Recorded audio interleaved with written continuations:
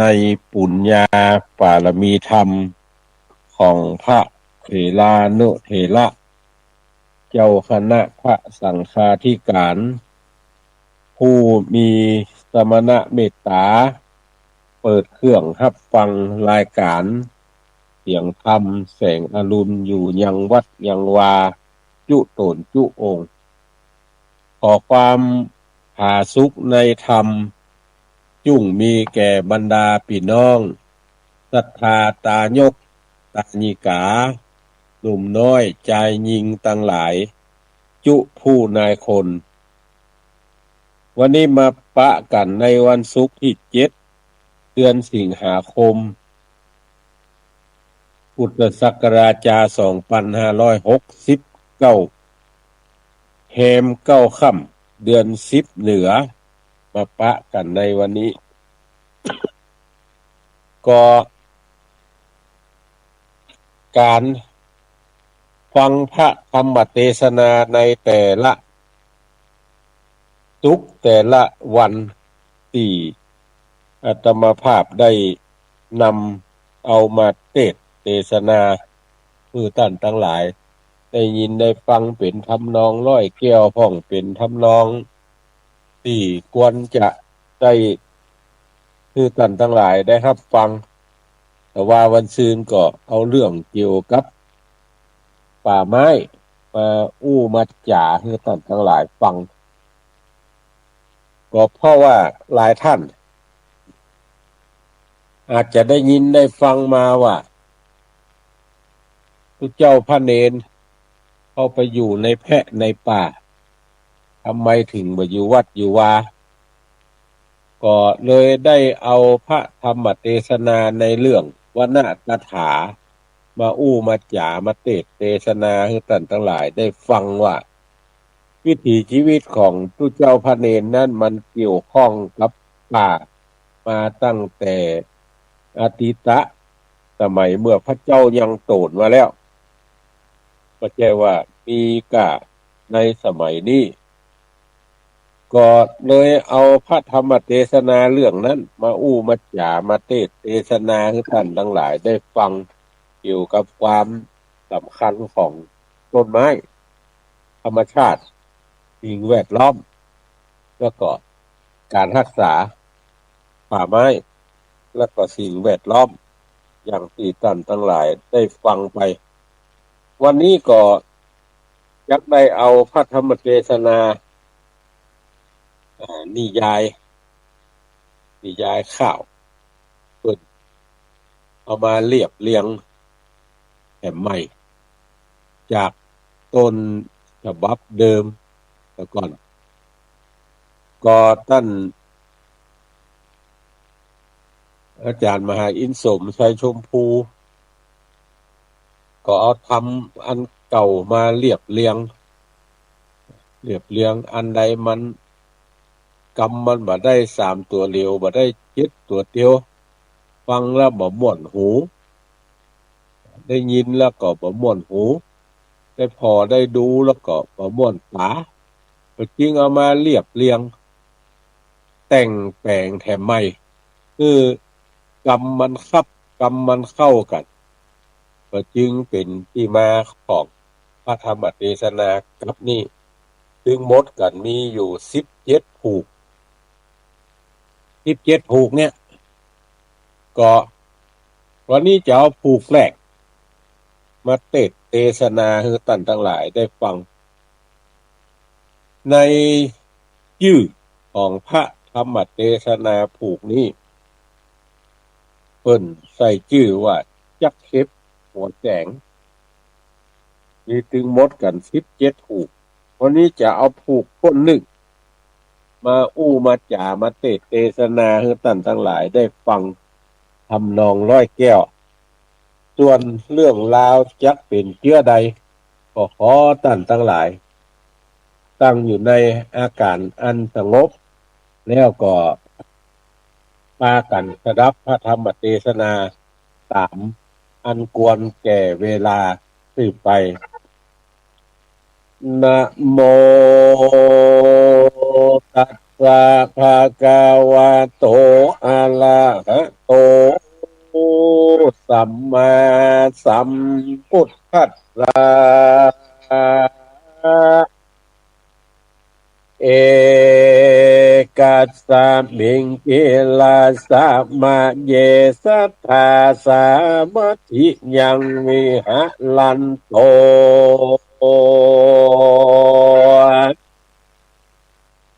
เจตวันเนอานาถาบินเดกัสสะอาลาเมภิกขุนังกะทังลาภากาเทสิอิมังจาตะกังกะเทสิสาธโมดุลาสัพปุลิสะตังหลาย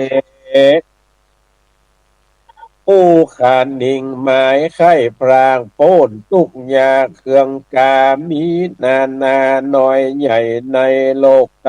สงสารยิ่งออกจากสถานที่อยู่เข้ามาสู่อารามบางคนก็มาชี้เตียนตามทูปไตบางคนก็ย่อดอกไม้ดวงดี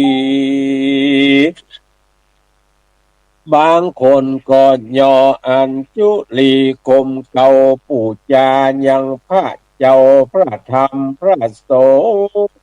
เป็นแก้วอันอุดมแล้วก็ปากันมาสมาทานโกฏแปดรับเอาศีลแห้บางคนก็มาถือเอาศีลแปดไว้กับตนเพื่อเธอเป็นกุศลลายสิ่งน่าบุญยิ่งนานนามีถมนาปานปอจิ้งฟังธรรมต่อโดยไปเพื่อเป็นปัจจัยช่วยกำเฮอลวงล่ำไปมาเพื่อเป็นยานใหญ่กว้างป่าข้ามต้าตั้งวังวนนำเอาโตนไปหลอดเวียงแก้วยอดเนลปานยิ่งมาหน้าที่การฟังที่จักกล่าวจี้แนวใหญ่ล่ำดับไปตั้งแต่เข้าตลอดเต้าสุดไปต้านตั้งหลายน้อยใหญ่ใดลูกไว้บัดเดียวนี้แลนาเอกัสสะปิงสะเจดังนี้เราจักรู้มานี้ใส่ปางเมื่อพระที่ไวสัพปัญโยโตนเป็นโคแก่โลกดับทุกโศกคนตลายแห่งสัตว์ตั้งหลายน้อยใหญ่ผู้จมอยู่ใต้สงสารพระก็พงสำลานยั่งจอดในอารามยอดอันชื่อว่าเจตวันนะอารามอันรุ่งเรืองงามบบผ่อนอยู่นอกบ่อนเมืองสาวัตถียะทาและมีสันใดในการลักยามนั่นเล่าอันว่าเจ้าภิกขุ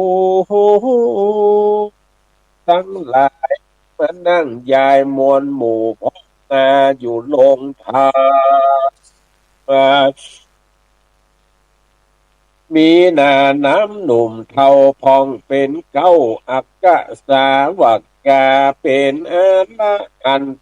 โตนวิเศษดับกิเลสหายโหด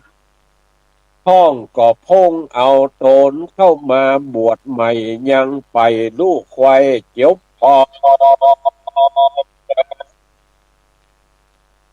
ข้ามเจ้าปองใจจอดไข่เทิงยอดอาละหันตาห้ององศาแต่เก้าเป็นเชื่อเจ้าผาปุลี พ้องเป็นเศรษฐีปอกกล้าพ้องเป็นไพร่ฟ้าคนใหม่คนในพ้องก็มีความเข็นใจกันอยากพ้องก็เข้าของมากเหลือหลาย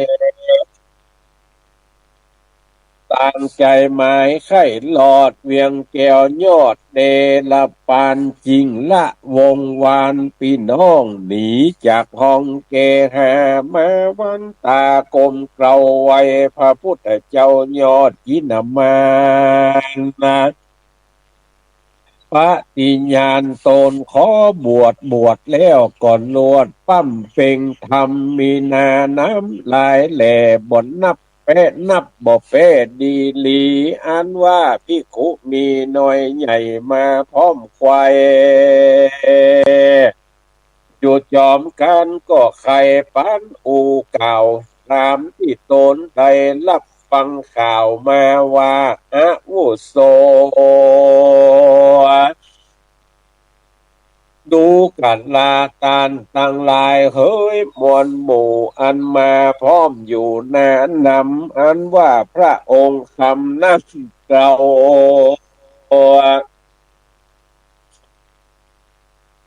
คือพระพุทธเจ้าเราลาพระสูตรมาบทญาติใดมาเป็นกำพระบองขีเหตุว่าแม่เตวียศใหญ่พาสูตรใด7 วันก็มาดากันกราภาคตายละจากเมืองโคนได้เอาตนไปเกิดในจันฟ้าเลอตุจินดาและพุทธาอ่อนน้อยคือพระยอดตอยคุณทาอยู่หอคำเจ้ากับแม่นาเจ้าชื่อว่าปัจจาบดีตั้งแต่นาเป็นแม่นมมีหลายหลากใดอุปถากลุมลาถึงวัยญาขึ้นเป็นหนุ่มเนาใดเป็นเจ้าเสวยเมืองยักษะเลืองแผ่กว้างไพรน้อยอ่างจมบานบ่ปอเมินนานสักหยาดพระก็มาอับสาอะไรละเพียงใจไว้เปล่าละนาต่อเนาเนี่ยโสทลา ละอุตตาหน่อเนื้อตั้งเผ่าเชื่อวงวานออกจากสถานเทศต้องโค้งเขตทองลาจะธานีพระกอดใดนี้ออกไปบวชเดี่ยวก่อนลวดปั้มเป็งทานบ่เมินนำแต่เล่าใด6 ปกเขาวาสาก็ได้ตลัดอัญญาจุบยอดมาเถอจิตยอดสัพพัญโยคนจุมปูโลกไตตั้งเตบไทยจุสถานต่างก็มาจมบานชื่นแย้วสาธุสาวจุทิสา ฟ้ากันมากรมเก่าขอพระเป็นเจ้าโพดสอนธรรมพระองค์คำโยดก็พายโพดคุณนาน้ำสัตตาหลายหลากเธอป้นจากสงสารเนื้อเถิงนิพพานกำนาเสียงตุกโศกาเครื่องเขนนะส่วนว่าเตวัดตัดเห็นใจถอยบ่จืนจ้อยจมบานเต้ามานะหารบาปกราปองค่ำคาพระสัพปัญโย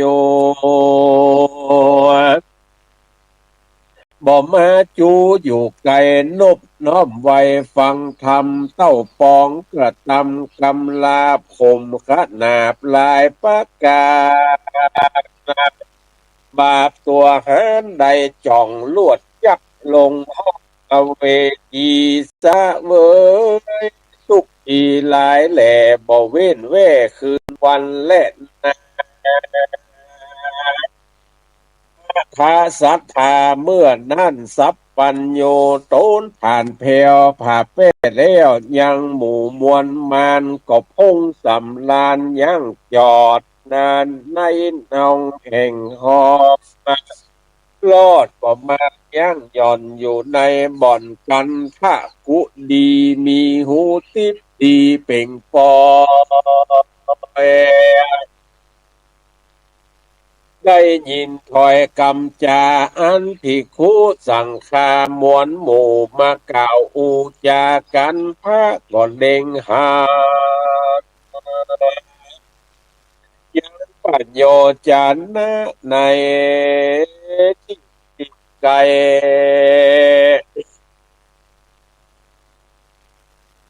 จักควรเตไตเตสนายังจะลิญาจาดเก่าอันแก่จันฮือแก่เจ้าภิกขุทั้งหลายก็ยิ่งเสด็จผายกราภาคออกไปจากกันทะกุดีดังลาจะสีตัว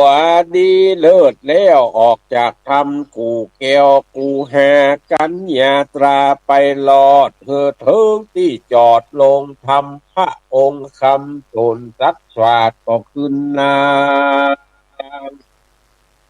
เนื้ออาจนาอันภิกขุสังฆาน้อยใหญ่หากปากันดาปู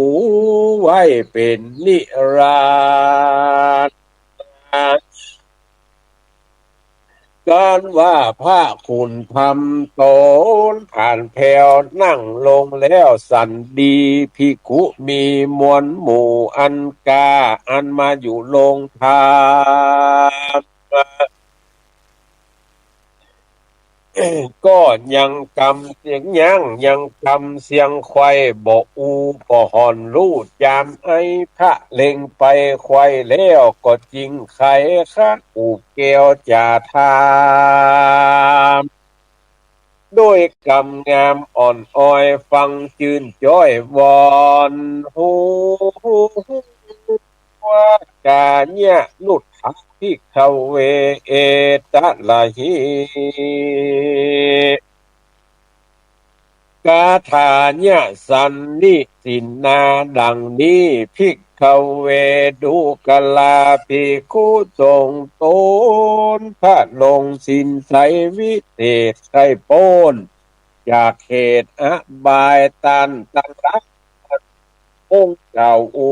ยังสั่งจาหันเล้ามาจวนใส่ลวดย่างไว้กลางโหนหับปากตนจุภูบอกกล่าวอู้ยาวไปจุ่มจักไข่กล่าวจี้เฮือแจงที่ขี่ยาที่นั่นนาเจ้าพี่คู่โตนฉลาดด้วยโวหารก็นำมาตรการกรมเก่าบอกพระเป็นเจ้าตามมีพระปุณีโตนผ่านแผ่วได้ฟังแล้วก็จริงจาใครว่าภิกขเวดูกันลาภิกขุทั้งหลายผู้คงฝ่ายข้ามเจ้าเพื่อดับเก้าตัณหาเราเกิดมาเพื่อพงอ่อนน้อยในจาดซ้อยสุดปลายเมเราก็กระทำการละอันตายไปปรากพ่อเจ้าหากยังมีตั้งนางปัจจาบดีแม่หน้าตั้งปู่ป้าเอาอาสาวงศาเผ่าเชื้อต่างไฟเอื้อแปดปาจุเกิดเจ้ามาอยู่เป่าลุมลาสัพพะโอกาก้ายิ่งมีจุสิ่งลายประการอันบ้านเรานี้นามีตังสมปานน้อยใหญ่ก็มีควายบัวลับมวลจิ้งบอกกวนออกปากว่าดูหลากอัศจรรย์ยามเราผายพันตายเกิด เกิดเอากำเนิดหลายโหนพัดเวียนวนปั่นกวางพงก่อสร้างสมปานแต่เมินนานแต่โสดหลายกับโกรธวัดสาเราได้เกิดมาบทย่าแม่พรากนาเมื่อมอนเราอาวรกังแก้นตุกถังแน่นทมนาเหตุว่าเกิดเป็นคนอนาถายากไร้บ่มีเครื่องใจขัวใบบ่มีวงใหญ่ปู่ปาตั้งหมู่หน้าอาวอาปายลูนมานั้นเล่าได้เป็นเจ้าผาปุลียศรักมีหลายหลากจิ้งกวนออกปากอัศจรรย์เรื่องกรรมใครปันบอกเราตามเงื่อนเก้าขีญาวาเตวัตัดปาลากาญาปองขนาบตัวเราก็บอกเบาจอกก็สู่ห้องก็หากเคยมี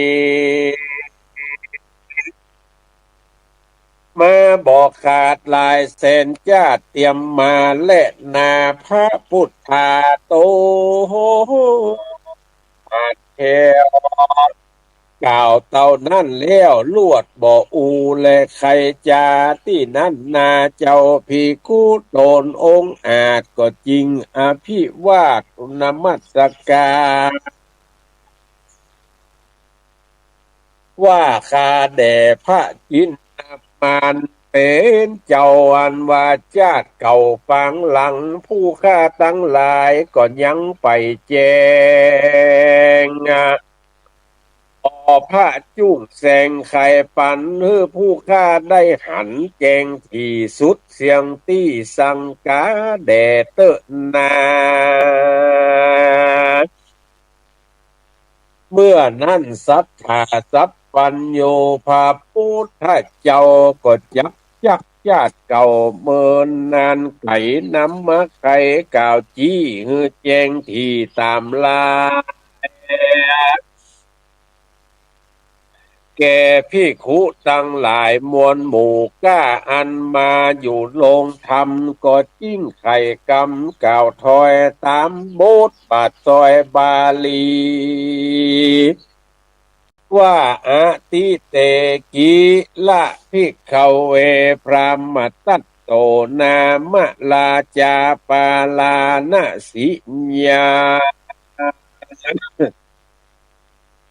ละจังกาเลนทิดังนี้เป็นตนภิกขเวดูกัลลาภิกขุทั้งหลายเป็นสายอริยญาติเชื่อนักปราชญ์ลงญาณในอติตการเมินมาในเก่าสิบกับหากเป็นตะลามีเต้าพัญญาตนหนึ่งใส่ชื่อเต้าไทยพรหมตัดลาจาเป็นปัญญาเจ้าจ้างในเมืองกว้างปาลาหน้าสีเจ้าปุลีนั่นโสดก็ไล่โหดทาลนปฏิบัติตนจุข้ามเจ้าตามฮีดเก่ากองทาโคบแยงยำพ่อแม่ตั้งเท่าแก่ตานายมีใจพายเพื่อแผ่เอื้อแต่จาดเชื่อวงศาตั้งปัดโลหิตานักปราชญ์ตั้งพรามมันนาจาติตลงกูลเต้ากำหนนจุโพเฮใดอยู่สวัสดีบทลาวีคำลาบบอกอมขนาบหิงสายังประจาภัยไตต้อนไม่เครื่องกาบทนี้ละเว้นลบจากเซนลาตัสสะลายะคือเอินคำเขาน้ำเสือพราพั่มอลังการแก่คนผ่านหนุ่มเทาแ แก่เจ้าสมณะพราหมณ์แป้งใจงามจมจืนยกย่อยื่นเตตานศิลเจียงการต่างหาคอปฏิบัติต่อคืนวันเป็นนิรันดร์จะใจบ่เฮือใดปุดหายบ่ตันหาหลายโลภใหญ่อดโอดไม่เครื่องขี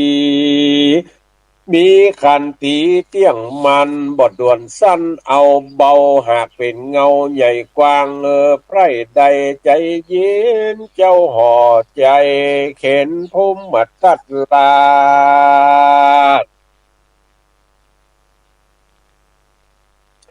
น้ำอามาตย์โยธาตังปัจจานาลา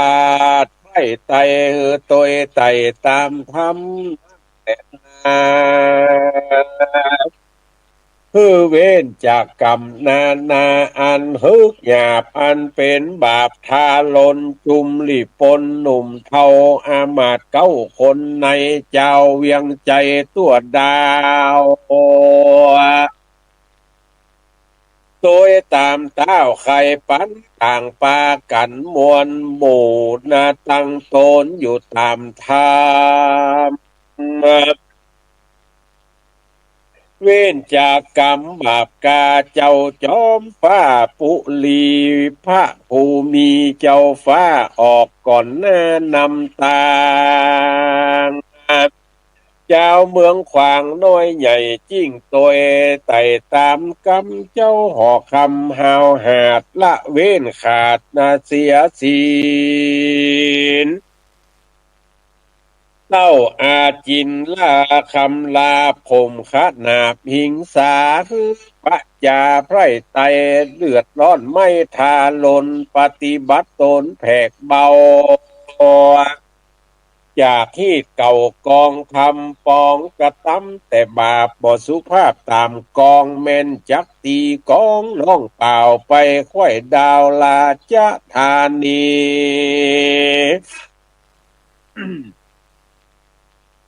ว่าฮือเจ้าปุลีไพรานตังอามาตย์โยธาคุณต่างตาน้อยใหญ่คือตัวไต่ตามทำเว้นจากกรรมก้าหยาบอันเป็นบาปจังไรเตี้ยงบ่มีไผสักผู้จักพร่ำรู้หันตันเสียงกองนั้นตะตาดนากองปอพุทธปอขาดเสียดายไผบ่หมายตัวไต่ตามเต้าไทยไข่ปันส่วนเจ้าหอจันพรมมาตัดลาดบ่หาวหาดกาลีปฏิบัติดีคำเจ้าตามแบบเป้ากองทำเป็นนายนำก่อนนาจุมไพรฟ้าก็มาเล็งหันก็จิ้งปากันตัวไต่ตามเต้าไทยภูทรและนาตัดสมาเหตุนั่นใส่คนโลกใจยิงใจกันว่าโตนเป็นนายนำหมู่คือตั้งโตนอยู่ตามทาง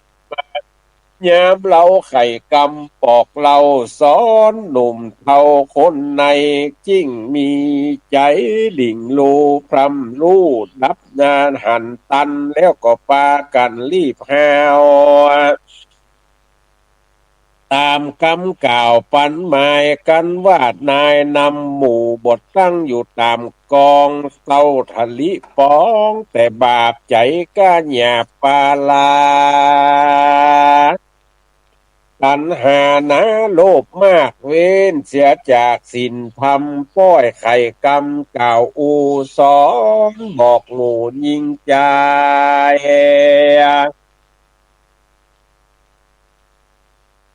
ว่าเหตุการณ์ต่างหลายมวลมากละเว้นจากอกุศลอันจักบันดลเนิดใดร้อนเดือดไม่เมื่อปลายโลนนะยุ่งกระทำบุญอย่าได้อาขาดอย่าได้ปะมาดลาสากรรมมันจะบอกเราย้อนศูนย์เป่าเดียวได้เหตุว่าคนตั้งหลายน้อยใหญ่ต่างก็ได้เล็งหันว่าตัวแห่งมันนั้นโสด ใจร้ายโหดมัวดำมีสินธามาเอาแต่กำปากใจแต่หากมัวดำเขาก็แซงมาขัวต่อหน้ายามลับหลังก็มาด่าเตรียมขวนและนา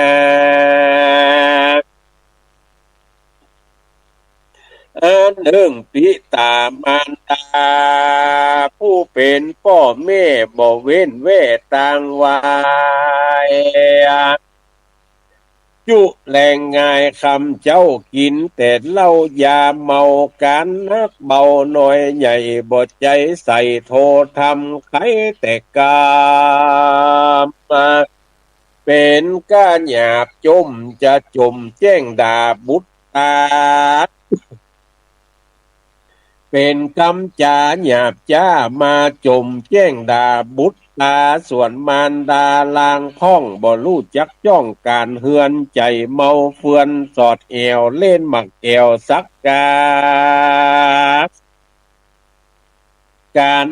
นาละตอดบอกกึดตอดเดือนโต้นใจเมาวนเอาแต่เล่นบอกแวเว้นวันใดบอกคันดิ่งในหืมแม่นว่าตัวเป็นแว่นแยงเงา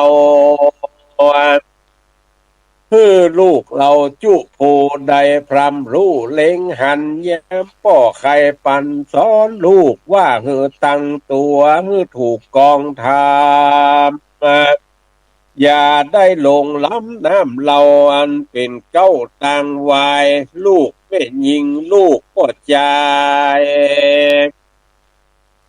คนผู้ใหญ่ผู้น้อยจักเชื่อใดสันใดแย้มเมื่อแม่ใครสอนบอกว่าสูอย่านอกปินเอาอย่าไปมัวเมาเอวเลนอันเป็นเส้นต่างวายปาชิบหายเมื่อปลายนาการต่อต้าปันทัดนั้นเอาเข้าของกันนั่นใส่บ่หอนได้จะเป็นดีจักเครื่องขีเมื่อยามสุดซ้อยได้มองต่ำก้อยอาวรแม่จะสอนลูกแจงถูกเมินมาหันกับตาจุมือเต้าสอนบอกเสียซุมตัวแม่หุมแต่เลนจักสอนลูกเว้นสันใดนั้นจาโสลาจาส่วนว่าผัญญาพรหมมาตัดลาดบ่ละขาดเสียธรรมจักจุงนำไพร่ไตตัวไตตามลายคนหญิงใจไพราชตั้งอำมาตย์โยธาปุโลหิตายุโอต่างใดรู้และเล็งหานั่นแหละนาเขาก็จิ้งป้ากันจากันท่วนหน้าจอมตามเจ้าฟ้าบุญเรืองพับองค์เมืองใหญ่กว้างสุขบานไข้จริงใจโจรไล่หายหลีกลี่ดีนา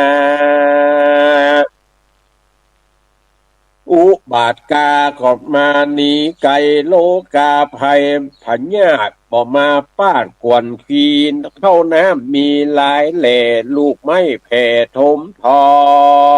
งสัปปะของกินของใจมีพร้อมไข้เรือหลายคนอิงใจต่างดาวเต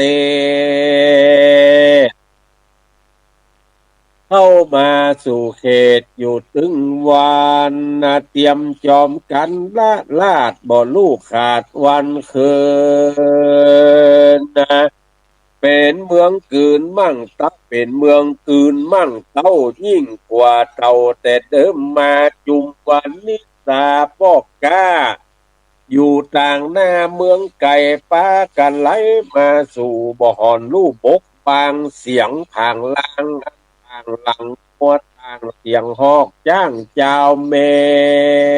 ง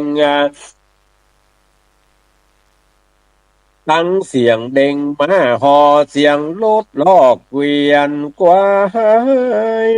พ้องก็อยู่ไกลพ้องก็อยู่ไกลมาพร้อมไขว้จอมกันเสียงเนืองนั้นบ่ผ่อนเต็มนอกบ่อนลาจะธานีก็มีหั่นและนาเตสังคูนาเตเจนะนาจีรัตเทวรัตนาสาคุเตจาตังอโหสิโดยเตจากุลแห่งเต้าผู้ผาบดาวปาลาตั้งเศนาและอัมมาตตั้งพรามนาชาติและเศรษฐีตั้งเจ้าปุลีตัวตั้งหมู่ตั้งตนอยู่ตามธรรมบ่เมินน้ำแต่ใสมีเกี้ยวก้าใหญ่เจียงคานเต้าลูกหมากตาลเป็นขานาดเกิดบนยอดผาศาสตร์คำแดงลัดสะมีแสงส่องตองไปไขว้ห้องลาจะธานียามลอยถีค่ำลาตาวันกว่าหายโหนดังเดือนมนดวงใหญ่มาตั้งอยู่ใกล้โตตาตามไตเกหาไตลางหันแจ้งสว่างดีดีเจ้าปุลีตั้งหนุ่มและตั้งเทาอามาตย์เก้าโยธาตั้งเสนามุดมากจุภูหากอัศจรรย์เหตุว่าบอกเคยหันมาแต่ก่อนเจนปู่มอนเดิมอ่อนจิ้งไปยอก้อนขาบไว้ตามถามเต้าไทยผาปาลาวาคาเดมหาลาจะเป็นเจ้าโตนเป็นเก้าเวียงใจอันว่าแก้วดวงใส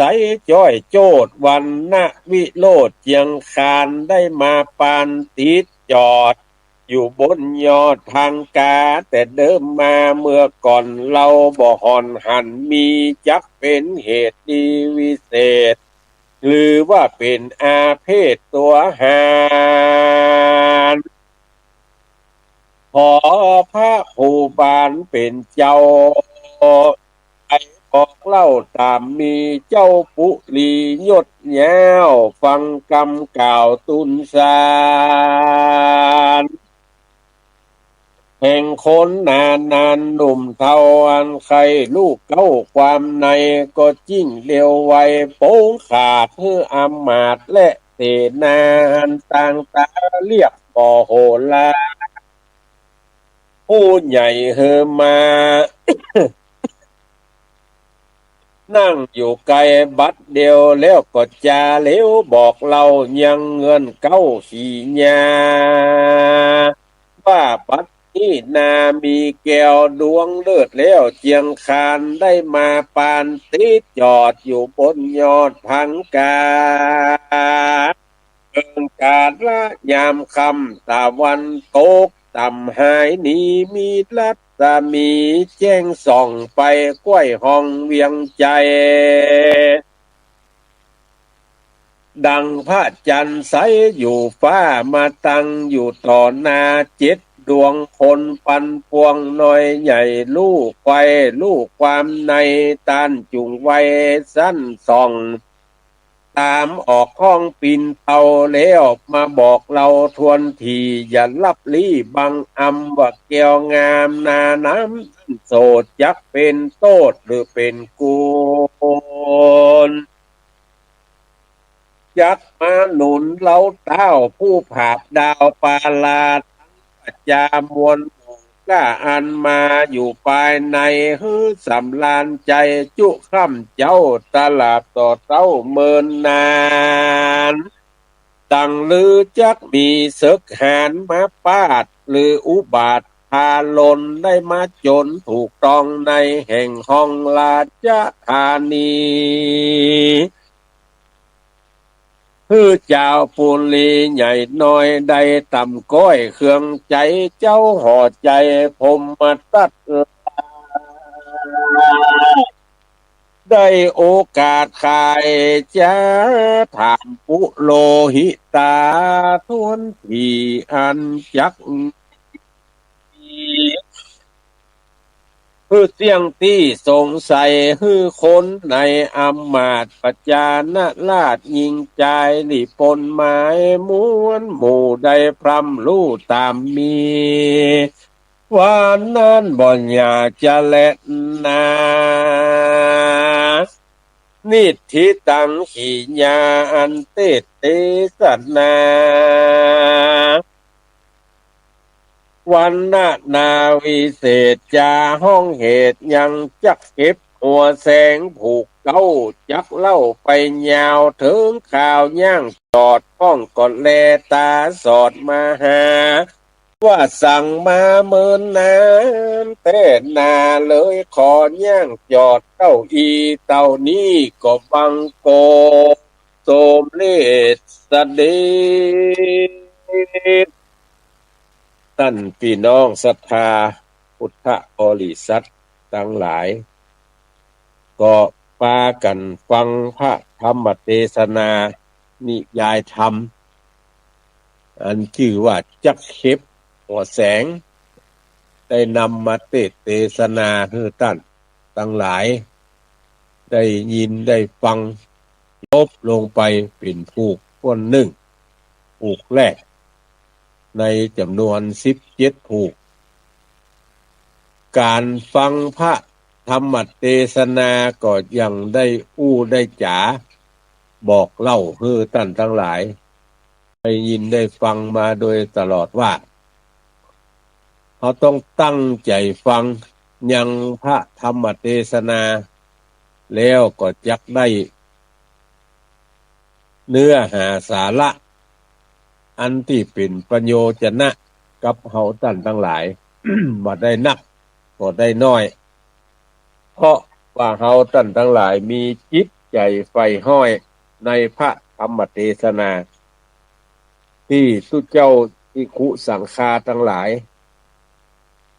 ได้นำมาเทศนาให้เฮาท่านทั้งหลายได้ฟังเป็นทำนองโบหารพ้องเป็นทำนองร้อยแก้วพ้องก็ได้ชื่อว่าเป็นพระธรรมเทศนาอันพระพุทธาได้เทศนาตัดเอาไว้บัณฑิตนักปราชญ์ทั้งหลายรุ่นหลังต่อมาก็ได้พากันเก็บก้อนไก่มาเป็นพระธรรมเทศนาเอามามาจ๋ามาเทศนาให้เฮาท่านทั้งหลายได้ยินได้ฟังมาจนถึงทุกวันนี้ทั้งหลายเหล่านี้ก็สืบเนื่องมาจากการสั่งสอนของพระพุทธเจ้าถึงหมู่ถึงมวลบัณฑิตนักปราชญ์ทั้งหลายหันสมควรว่าจะนำเอามาเผยแพร่คือแก่คนทั้งหลายได้ยินได้ฟังแล้วนำไปปฏิบัติก็จึงปากันก้อนไก่เป็นทำนองร้อยเกี่ยวร้อยกองโวหารคือเฮาท่านทั้งหลายได้ฟังก็ขออนุโมทนากับท่านทั้งหลายเนอะที่ได้ปากันบริจาคทรัพย์สิ่งของปัจจัยเงินทองช่วยหันนี่ช่วยปกสร้างห้างแผงช่วยบริจาคกำจูโจตกะศาสนาแห่งพระพุทธเจ้ากับพระสงฆ์องค์เนนทุกเจ้าพระเนนทั้งหลายที่ได้ปากันให้หอม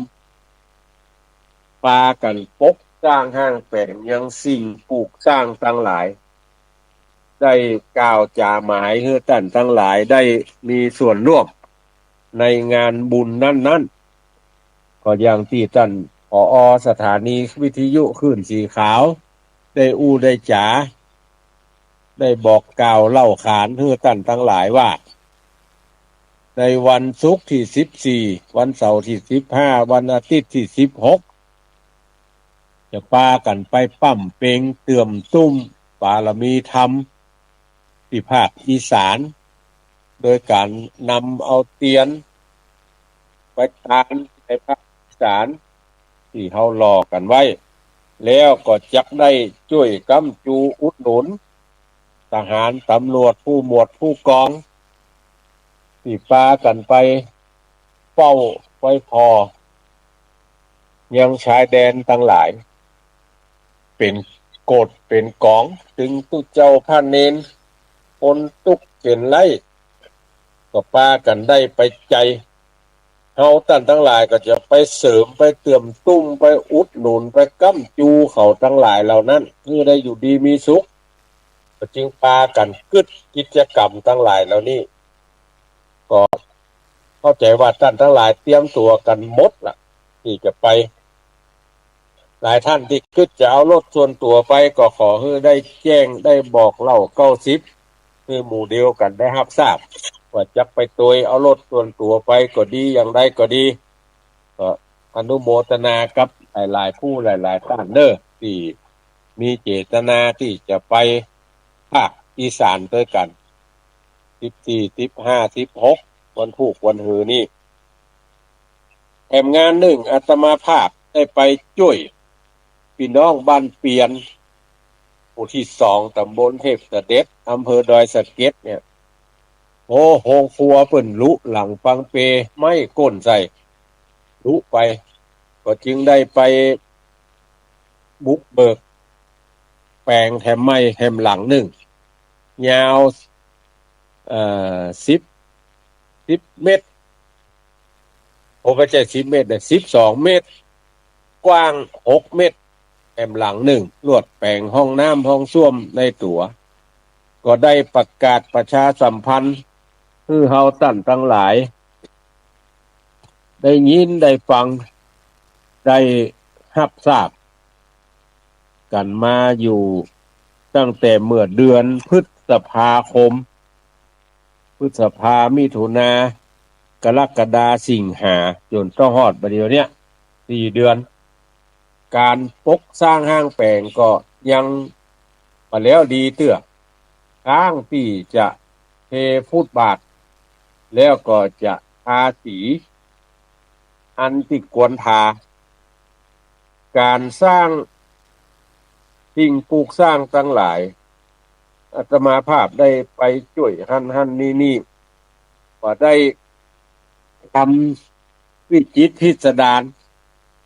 บ่ได้ทำเพื่อความงดงามใส่ดอกใส่ดวงวาดเขียนให้มัน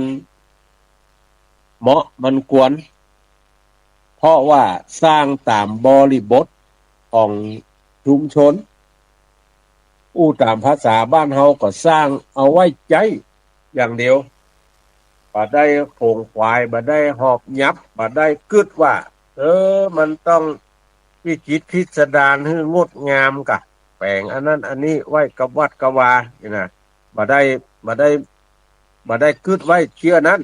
แล้วก็บ่มีความคิดเชื่อนั้นเพราะว่าการปกสร้างห้างแปลงสิ่งปลูกสร้างทั้งหลายที่ไปช่วยเพิ่นกึดเพิ่นสร้างเนี่ยความมุ่งหมายก็คือจะใช้ประโยชน์จากอาคารจากสิ่งปลูกสร้าง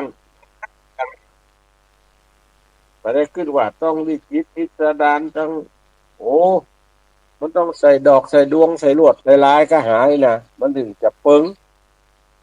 เอาเปิงเอาใจสอยว่าเพราะสิ่งปลูกสร้างทั้งหลายเหล่านั้นน่ะวัตถุประสงค์จริงๆคือเราจะสร้างแต่ว่าความงดงาม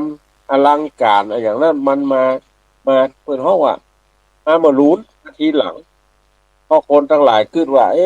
เอานี่มาใส่นี่มันให้งามงามนี่มาใส่นี่มันให้งามงามจึงเกิดศิลปะทั้งหลายต่างๆเพราะว่าจะเป็นวาดเพราะว่าจะเป็นปั้นดอกปั้นหลวงปั้นลายอย่างพวกนี้แต่อาตมาภาพไปสร้างเพื่อประโยชน์ย้ายสอยอย่างเดียวนับจากเดือนพฤษภามาจนถึงวันนี้ก็มีผู้ที่ช่วยเหลือเฟื่อฟายบริจาคทรัพย์สิ่งของปัจจัยเงินทองทั้งหลายก็หลายผู้หลายท่านที่ได้ ช่วยบริจาคกันมาดังจะได้อนุโมทนาขอบคุณอนุโมทนาบุญต่อไปนี้ก็มีป้านิตยาธนูจันทร์พร้อมกับโดยเอ่อวงวานพี่น้องผู้มีส่วนเกี่ยวข้องบริจาคมาแล้วอยู่31,300 บาทท่านอาจารย์พระครูศรีปทุมลักษณ์เจ้าคณะตำบลเชิงดอยเขตหนึ่ง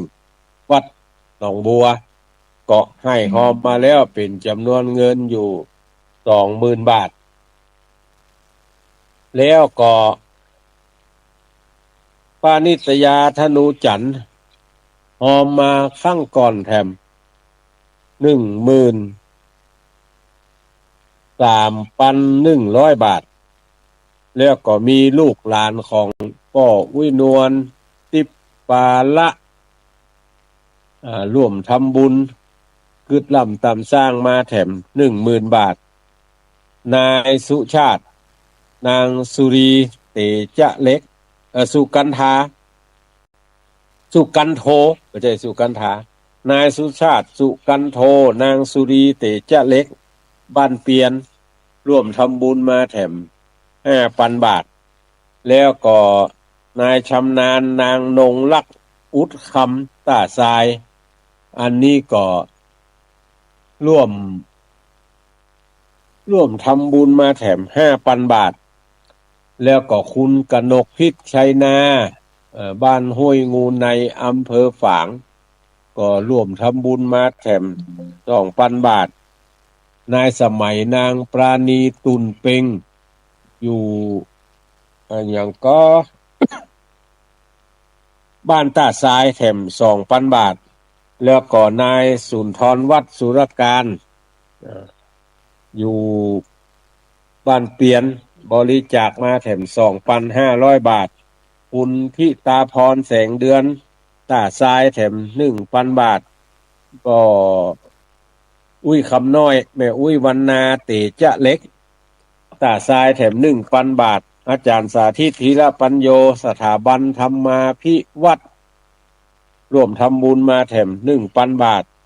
คุณชัชวานทานตะวันวิริยะกรุงเทพมหานครร่วมทำบุญมาแถม1,000 บาทแล้วก็ป้อหมออินทรแม่จงดีเชื่อกันทาอำเภอฝาง500 บาทแล้วก็ทัดนั่นมาก็หมายมีพ่อน้อยทองแม่วิไลยิ่งโยดตาทราย500 บาทนายสราวุธนางกุลชนยิ่งโยดดอกคำใต้เวียพะเยาแถม500 บาทแม่อุ้ยนางยกคำจูแม่ห้อยเงินใต้แถม500 บาทศูนย์ส่งเสริมการเรียนรู้ระดับอำเภอดอยสะเก็ดแถม500 บาทนายวันชัยนางโสภาตริโยบ้านแพะปากคาแถม500 บาทนางสาวหาไทยการศรีบุญเรืองบ้านนันตลามอำเภอสารปี300 บาทนายวันชัยทาเกิดนี่อยู่ตาดทราย250 บาทแม่สมพัฒน์เต้าใจอยู่ขุนลาวเวียงปะเป้าบริจาคมาแถม200 บาทนายนิคมนางสาวทิติมาเตจ้าสาตาดทรายแถม200 บาทแล้วก็นายสุทธิพงษ์นางสศิธรสุกันโทตาดทราย200 บาทนางยุพินปันเมาปันอย่างก็โป่งทีวีเบียงปะเป้า200 บาทแม่อุ้ยบุญศรีเทวชาติบ้านแม่ห้องไข่200 บาทนายอินสายนางศรีรอนพรมคำทิพย์แม่ห้องไข่120 บาทแล้วก็แม่บุญเทียมใจแก้ว100 บาทนายนิคมสิริบังเงินบ้านเปียนแอม100 บาทแล้วก็นายสมชายอินถาสมชายอินถานี่อยู่เมืองกายอยู่ตำบลเมืองกายอำเภอแม่แตงแถม100 บาทแล้วก็แม่จำบัตรได้อยู่แถมบัญชีหนึ่งเป็นดูบ้านเม็ดจ่องน้อยแม่ห้อยเงินร่วมทำบุญมาแถม100 บาทก็ขออนุโมทนาในกุศลและเจตนาที่ท่านทั้งหลายได้ปากันให้กันหอมมาเน้อ ขออนุโมทนาแล้วก็ถามว่ามันแล้วละยังก็ยังที่บอกข้างเทฟุตบาทกับภาษียังอยู่ช่วงระหว่างการดำเนินการใครจะให้จะหอมจะอย่างใดช่วยเหลือเพื่อฝ่ายได้ต่อใดบ่ได้ต่อใดก็ประกาศประชาสัมพันธ์ให้ท่านทั้งหลายเปิดโอกาสให้ท่านทั้งหลายได้กระทำบุญเนอะเวลาที่เหลือนี่แถมประมาณ5 นาทีใครจะโทรมาอู้มาจ่ามารายงานผลการรับฟังว่าอยู่ตั้งใดได้ยินได้ฟังเสียงแล้วเป็นจะไรพ่องก็08179646080817964608ลองโทรมาอู้มาจ่ามารายงานผลการรับฟังว่าฟังจากตังใดอย่างใดกาเพราะวันนี้9 ค่ำนะครับเป็นวันศีลนี้บัดต้าคนเฒ่าแก่ก็จะไปวัดไปวากันวันนี้บ่ได้ไปวัดไปวากันที่ไหนก็ลองโทรมาอู้มาจ่ามารายงานผลการรับฟังจะให้จะหอมตังใดจะพูดจาปราศัยทั้งหนึ่งทั้งไรก็ขอเชิญเด้อก็ได้เปิดโอกาสให้ท่านทั้งหลายได้โทรเข้ามาละ08179646080817964608บางเตื้อเฮายังเปิดโอกาสเนี่ยก็โทรกันเข้ามาบางเตื้อเปิดโอกาสให้ท่านทั้งหลายศรัทธาทั้งหลายก็ติดภารกิจหันนี่เพราะว่าการงานของ แต่ละท่านแต่ละคนนั้นมันจะบ่เหมือนกันบางวันมีการนักการหลายป้อมมีเวลาสวะอันอื่นกำแล้วมีการเต็มหน้าเต็มตาโอ้บางเตื้อบางทีก็มีสักอย่างอยู่บ้านบ่ได้กกงกไอ้ก็ตึงมาเอวหาไก่ตัวนึงตึงมากายซองหน้าก็มีเพราะว่าแต่ละวันแต่ละมื้อนั้นมันจะเต้าเดียวกันคำว่าประเดียวกันในที่นี้ก็คือวงจรของสิ่งมีชีวิตต่างๆเนี่ยมันจะบ่เหมือนกัน194จากทางใดหาเจริญพรข้าพเจ้าเจ้าท่านพระครูลำปางฝนตกก็บางวันนี่ย่างพ่องเจ้าอ๋อนี่นี่มันเอากลับมาค่ำย้ำคืนด้วยมันก็หนักเก่าเห็นนะอ๋อนี่มันนักเป็นวันบ่นักเป็นวันเขาแน่บ่ได้สักอย่างเลย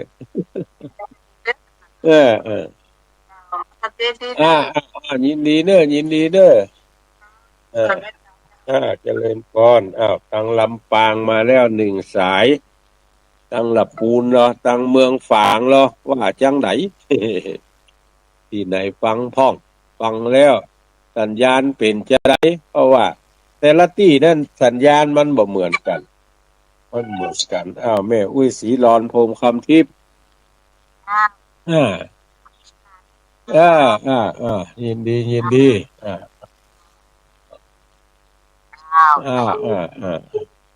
หมสายหนึ่ง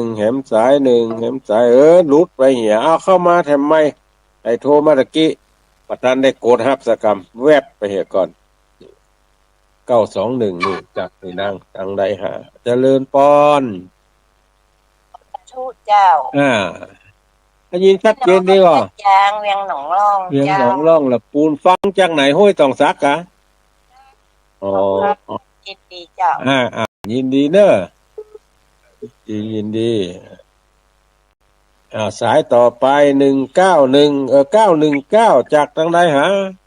เจ้ากับไว้สาและท่านพระครูแม่สุเกี้ยวมันศิลปร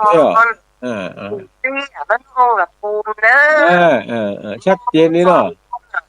ลุงยองมาแล้วเด้อท่านพระครูเจ้ายินดีชัดเจนดีเนอะคืน98.75วัดห้วยตองซักนะเจ้าทุลุงเจ้ายินดีเนอะไปสายินดีอยากรู้สักยินดีแม่สุแก้วศรีลาพรจากลำปูนก็อนุโมทนาเนอะที่ท่านทั้งหลายคุณกนกพิษชัยนาฟังจากทางไลน์ ตักมาตังหลายอนุโมทนาเนอะฝนตกก่อเมืองฝางคุณกระโดกพิษเพราะว่าแต่ละแห่งนั้นเหมือนกันนะบางที่บ้านเฮาฮ้อนตายบืดๆทั้งอื่นบ่เต้าฝนตกจนว่าหนาวสั่นยองๆบางที่โอ้มันมีสักอย่างตึงฝนตึงลมบางที่ก็ปัดโทธัมโมสังโฆไอ้เต้อฝนก็มาลมก็มาในเวลาเดียวกันเอาไหนเป็นไหนเพราะบ่ได้เพราะว่าบางแห่งนั้นมันจะบ่เหมือนกันท่านทั้งหลายเอ๋ยใช้เวลาของตั้งสถานีมาครบส่วนขบวนการ1 ชั่วโมงเต็มจะได้นำรายการนี้จากท่านทั้งหลายไปก่อนก็ขออนุโมทนาบุญกับท่านทั้งหลายเนอะที่ช่วยกันทำบุญสุนทานช่วยกันเผยแผ่พระพุทธศาสนาด้วยการฟังและนำไปอู้ให้คนอื่นคนทั้งหลายได้ยินได้ฟังต่อไปแถมก็ขอบุญกุศลที่เฮาท่านทั้งหลายทำมาเนี่ยจุ่งเป็นปรโมปกตุเป็นอุปนิสัยเป็นปัจจัยค้ำจูเฮาท่านทั้งหลายได้อยู่ดีมีสุขมีอายุมั่นขวัญยืนเหมือนกันจุผู้จุคนจัตตาโลธรรมาวัฏันติอายุวันโนสุขังปะตัง